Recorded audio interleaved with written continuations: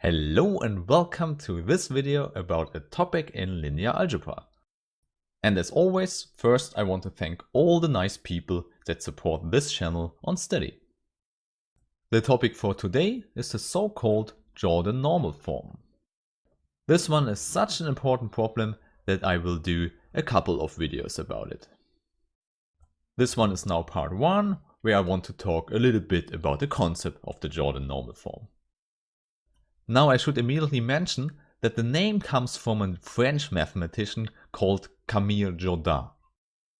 However, since most people use the English pronunciation, I will also do this for these videos. Okay, so let's start with something you should already know. Now, let A be a square matrix with real or complex numbers as entries. Then we call A diagonalizable if there is an invertible matrix X of the same size, such that this matrix transforms the matrix A into a diagonal matrix. More concretely, this means X inverse A X equals a diagonal matrix D. Or equivalently, we can say that we can decompose the matrix A into 3 matrices, X, then D, and then X inverse. Therefore, this is what we call a matrix decomposition, and it might be helpful for a lot of calculations. For example, if you want to calculate powers of the matrix A, you can just use this decomposition, and essentially you just need the powers of the diagonal matrix D. Which is very easy because you just have the entries on the diagonal where you calculate the powers of these numbers. However, this only works in the special case where the matrix A is diagonalizable. Therefore, the natural question would be, how can we generalize that for all square matrices? And we will find out that the correct substitution in the general case would be to choose here a Jordan normal form.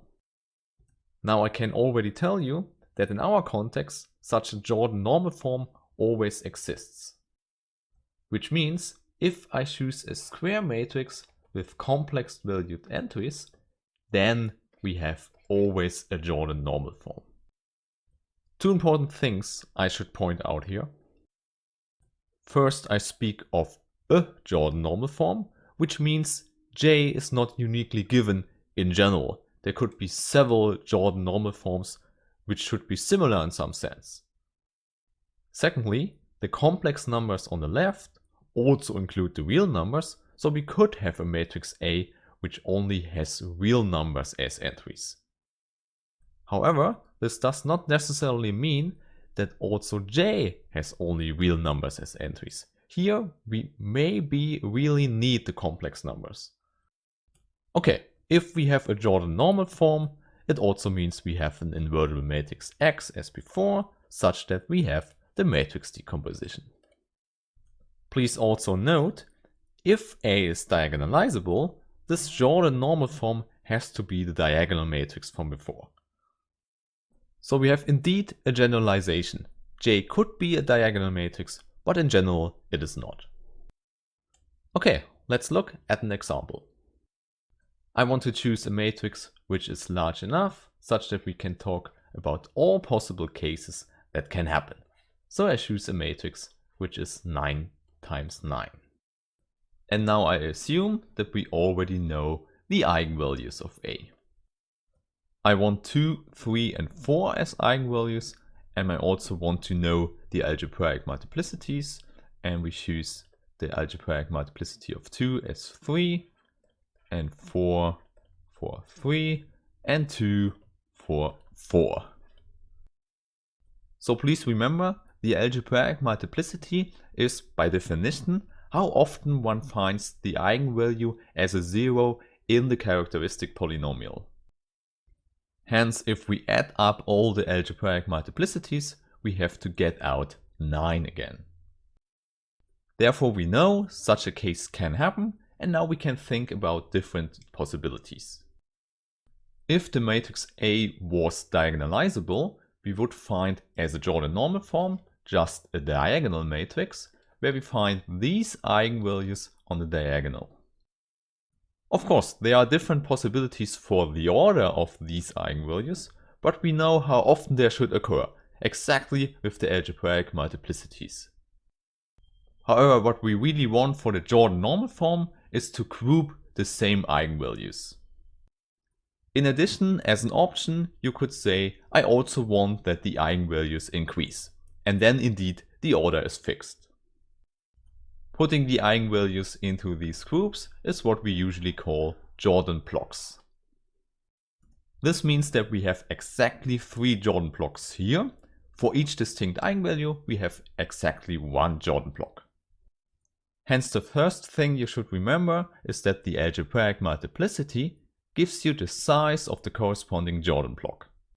So you see, this is the first step in the Jordan normal form. We have such Jordan blocks on the diagonal. Of course, the interesting thing is now what happens inside such a Jordan block. But I can already tell you they are independent, so it does not matter with which one you start your calculations. Okay, then let's start discussing the red one.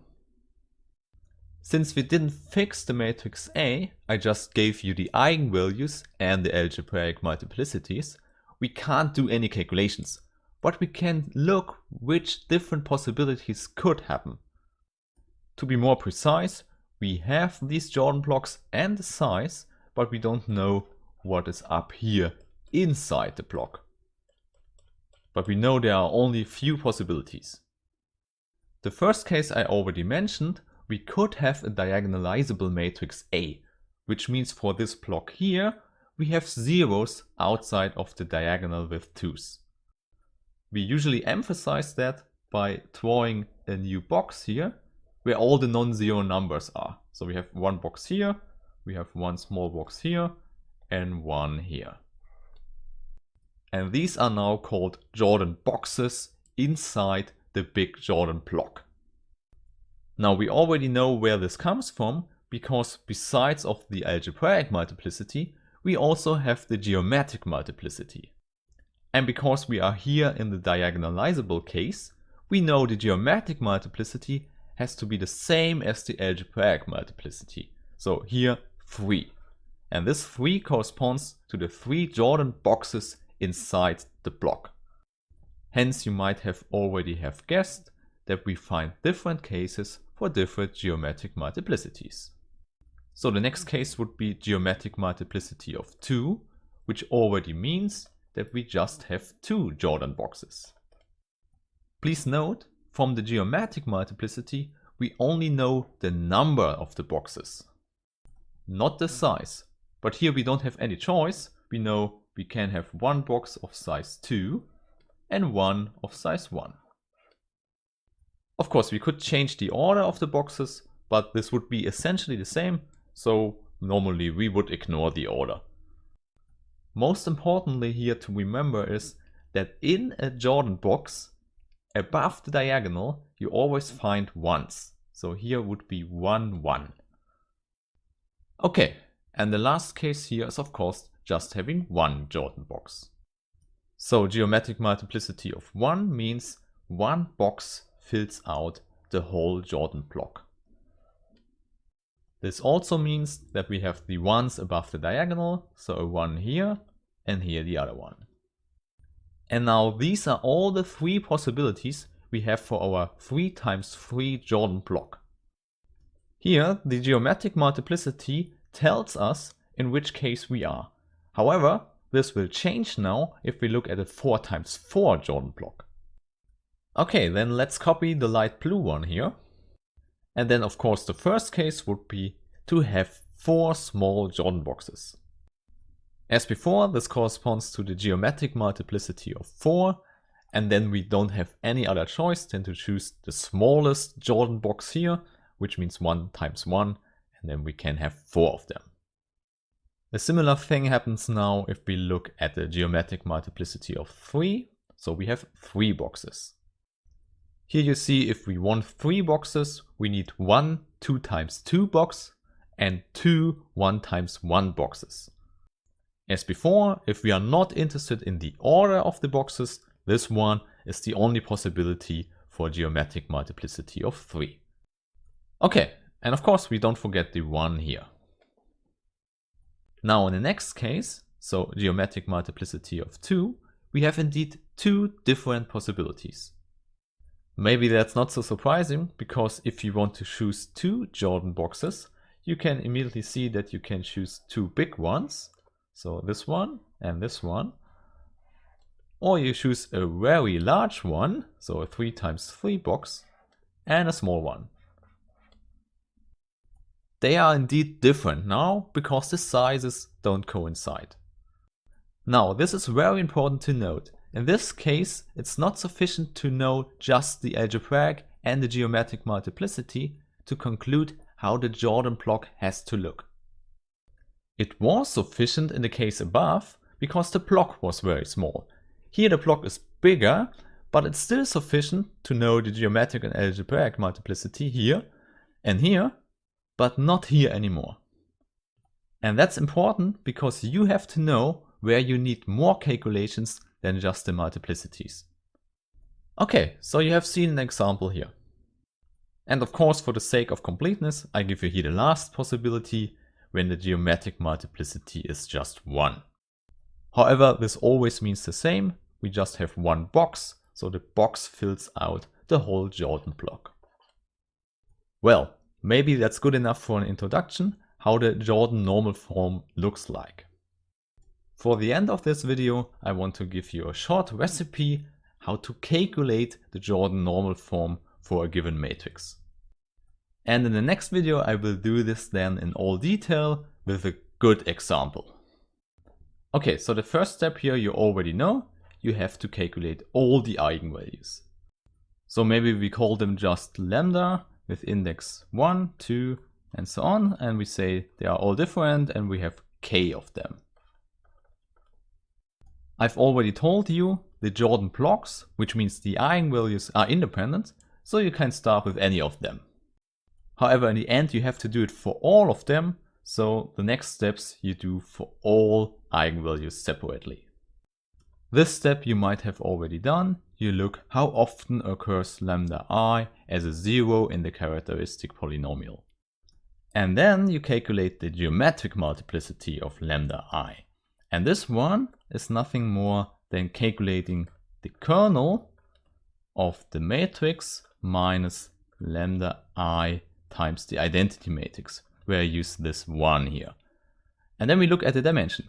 The dimension of the eigenspace, which is this kernel, is exactly the geometric multiplicity. Now from the discussion above, you know you might be already finished here, because in some cases the Jordan block is determined just by the algebraic and geometric multiplicity.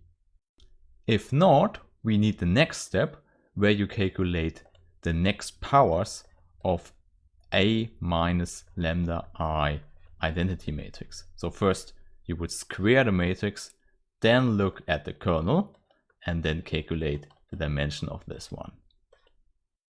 There you get more information, and indeed, in general, you have to calculate all these powers until this dimension does not change anymore. If you have never seen that before, it might look complicated, but in the next video we'll see it is not. For the end, I should also mention that we just talked about the Jordan normal form J, but not about the matrix X. Again, remember, we wanted this matrix decomposition. Now, if we also want to calculate this matrix X, which is invertible, we have to do a little bit more than just this recipe here. This is what I also show you in another video, and I will also show you there an example so that you get a feeling how to calculate everything. Okay, so that's good enough for today. So thanks for listening and see you next time. Bye.